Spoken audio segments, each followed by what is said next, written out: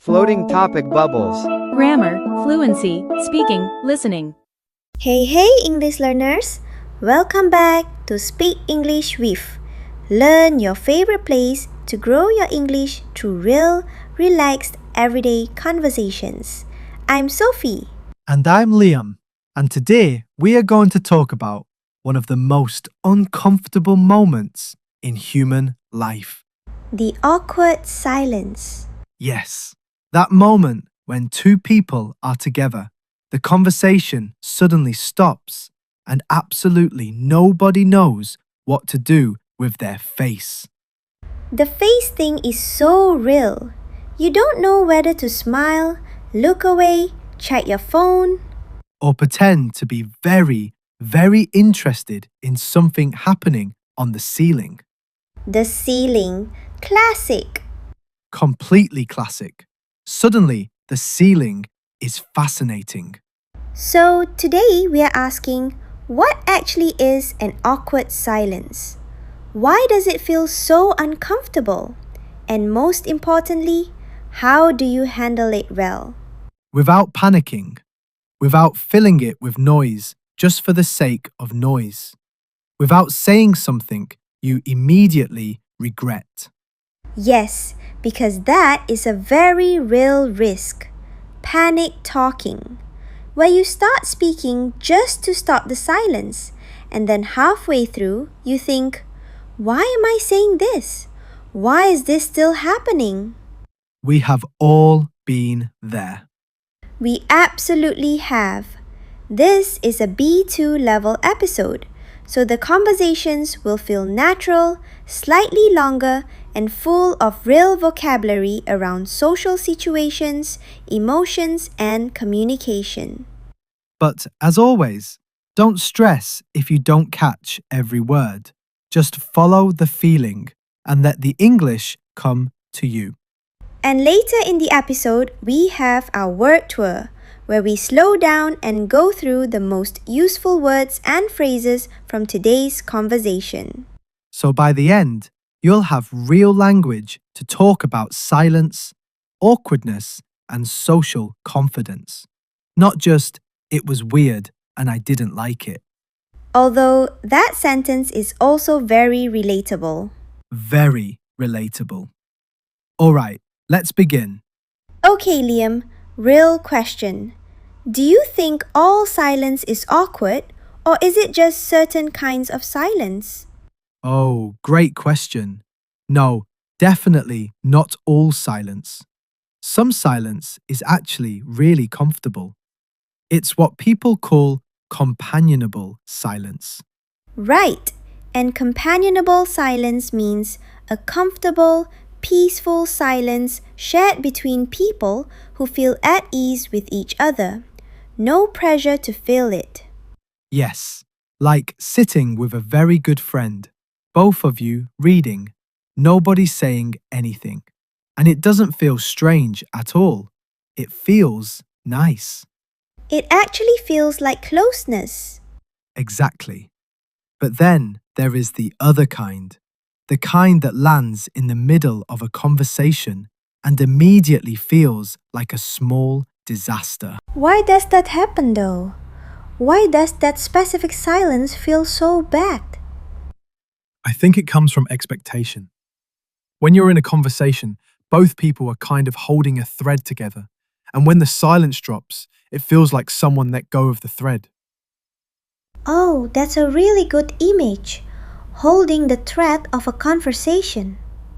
And then the silence feels like the thread has hit the floor, and neither person knows how to pick it up without it looking awkward. Yes, and then you become suddenly horribly aware of yourself. Where are your hands? What is your face doing? Why does 2 seconds feel like 45 years? Time does something very strange in an awkward silence. It absolutely stretches. 5 seconds of awkward silence genuinely feels like 5 minutes. And the more you think about the silence, the worse it gets. Because now you're not just in a silence, you're watching yourself be in a silence, which is a whole extra layer of uncomfortable. Yes, it becomes a kind of self-consciousness spiral. You're aware of the silence, you're aware of yourself being aware, and it just keeps growing. And I think for English learners, this can be even more intense. Because not only is there a silence, now you're also wondering, did I say something wrong? Did they not understand me? Is my English the problem? Yes, and none of those things are usually true, but the brain goes there very fast. The brain is not always helpful in social situations. No, the brain is often doing its own panic thing while you're just trying to have a conversation. But here's something I find really interesting. Sometimes a silence is awkward only because we decide it is. Say more about that. Well, a silence of 3 seconds happens. And in that 3 seconds, you can either think this is a disaster, or you can think this is just a pause. And often, nothing about the silence itself has changed. Only your interpretation of it has. So the meaning we give to the silence is actually what makes it awkward or not. Exactly. And confident people, people who are comfortable in social situations, they often just let the silence sit for a moment. They don't panic. They don't rush to fill it. They just breathe. Yes, and that is so powerful to watch because when someone doesn't panic in a silence, somehow the silence doesn't feel awkward anymore. Right. Their calmness sets the tone for the whole interaction.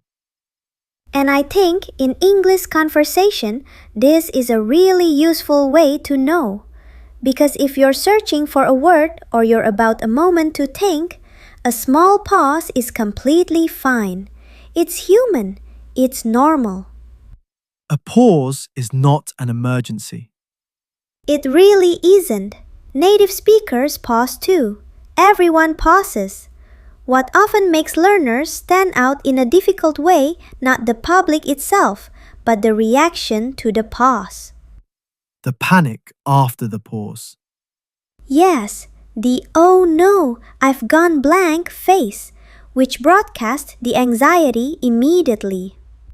And then the other person picks up that anxiety, and suddenly both people are uncomfortable. Whereas if you just breathe, nod, take a second, most people don't even notice.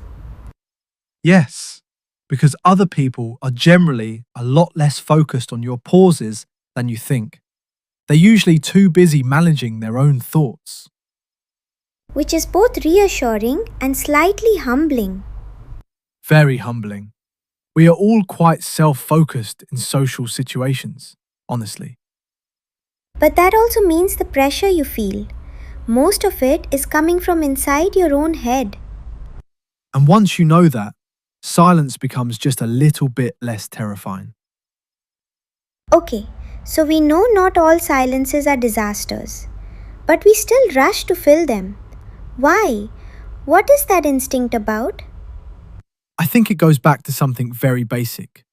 We are social creatures, and the silence in conversation can feel, on some primal level, like a social threat. Like something has gone wrong between two people. Like a disconnection. Yes, and humans really don't like disconnection. We're wired to want connection, warmth, smooth social interaction. So when a silence creates even a small feeling of disconnection, our brain says, fix this immediately. And the fix is to say something, anything. Right, even something that doesn't make sense. Even something you'd never normally say. I once told someone during an awkward silence that I really like the way elevators work. I don't know why, it just came out. You told someone in a silence that you enjoy elevators. I panicked. I said what I said. What did they say? They said, "Oh, that's interesting," very politely. And then a new, different, awkward silence followed. Of course it did. The elevator comment opened the door that had nowhere to go. Exactly. So, panic filling a silence does not always solve it. Sometimes it creates a second, stranger silence. Which is worse, because now you also have the elevator statement to deal with.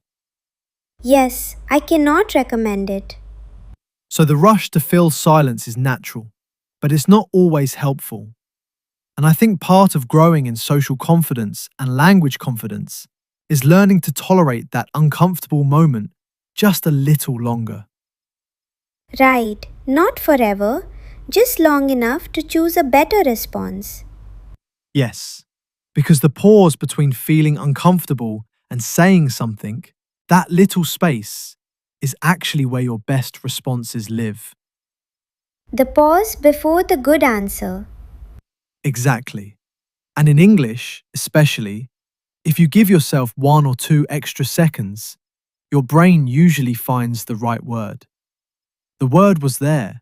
It just needed a little space to arrive. So the silence is sometimes actually working for you, not against you. Yes, if you let it. Okay, so what actually works? If the silence arrives, what are real, natural things you can do that don't feel forced? I think the first thing, and this sounds almost too simple, is to acknowledge Just say it. something about the silence. Yes. Sometimes the most powerful thing is just a light, honest comment. Something like, we both went quiet there, or I just completely lost my thought. Simple human, honest. And the great thing about acknowledging it is that it immediately releases the tension. Right, because the awkward energy was mostly coming from both people pretending the silence wasn't happening. The moment someone names it, even gently, it stops being a secret disaster and becomes just a moment. Yes, the naming takes away the power. Exactly. And after that, the conversation can restart naturally. The second thing I find really helpful is having a genuine question ready. Not a fake question, not so nice weather, but something you're actually curious about. Yes, because curiosity is a great rescue tool in conversation. If you're genuinely curious about someone, you'll never really run out of things to ask.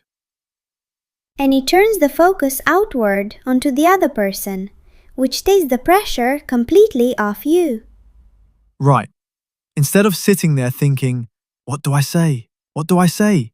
You're thinking, I wonder what they actually think about this. Yes, curiosity changes the whole energy of the interaction. And third, and I think this is the deepest one, is simply becoming more comfortable with your own presence. Because a lot of the discomfort in silence comes from not feeling like you belong in the space you're in. Yes, like you need to earn your place by constantly saying something. Exactly. But once you feel more settled in yourself, more grounded, the silence stops feeling like a threat. It's just a pause between two people who are both human and both fine. And for English learners, this matters so much because sometimes the silence isn't a language problem, it's a confidence problem. And the language and the confidence actually grow together. They really do. One feeds the other. The more you let yourself be in conversations, imperfect, real, slightly awkward, the more natural the whole thing becomes, including the silences. And at some point, what used to feel like a silence that lasted forever becomes just a breath between two thoughts. A breath between two thoughts. That's beautiful. Thank you. I prepared that one. You always prepare one. I really do. And you know, sometimes silence actually gives the other person space to speak. Yes, that's so true. A lot of people aren't comfortable jumping in quickly. Exactly. Some people need a second to collect their thoughts. And if we rush to fill every silence, we might accidentally take that space away from them. So instead of fearing silence, we can almost see it as a gift. I like that. A small moment where both people can breathe and reset. Yes, it makes the conversation feel less rushed and more real. Also, not every silence is awkward. Sometimes it's just neutral. Right, but we label it as awkward in our minds. And that label creates pressure that wasn't even there before. That's such an important point. The story we tell ourselves changes how we feel. Exactly. If you think this is awkward, your body reacts with tension. But if you think this is just a pause, everything feels calmer. Another helpful thing is slowing down your speaking pace. Oh, yes, because when we rush, we actually create more pressure on ourselves. And when you speak slower, silence becomes a natural part of your rhythm. It's almost like music. You need pauses to make it sound good. That's a beautiful way to put it. Conversations are like music. Without pauses, it would just be noise. And honestly, people don't remember the silence as much as we think. That's so true. We remember it more than they do. Most people are too busy thinking about themselves. So, in a way, we're worrying about something that barely exists. Exactly. It's mostly happening inside our own heads. And the more experience you get, the less scary it feels. Yes, because you start realizing nothing bad actually happens. The conversation just continues. Or sometimes it ends naturally, and that's okay too. Yes, not every conversation needs to be long or perfect. Some moments are meant to be short and simple. And that's a relief when you really think about it. It takes so much pressure off. So maybe the goal isn't to avoid silence, But to understand it and be okay with it. and once you're okay with it, it loses its power. Just like we said before, naming it, understanding it, softens it. And that's when conversations start to feel easy. Natural, real human. All right, everyone, that was our conversation on one of the most universally uncomfortable things in human social life, the awkward silence. And hopefully, it feels just a little less terrifying now. Because it really is just a pause, a human moment, not a disaster. Right, silence is not failure. Sometimes it's actually space. Space for the right words to arrive. Space for the other person to feel heard. Space for the conversation to breathe. And the more comfortable you become with yourself in English and in life, the more silence becomes just part of the natural rhythm of conversation. A breath between two thoughts, as someone very wise once said. Someone very wise and very well prepared. Exactly. Take care of your English, everyone. And take good care of your heart. This is Sophie, And this is Liam. and you have been listening to Speak English with Learn. See you in the next episode.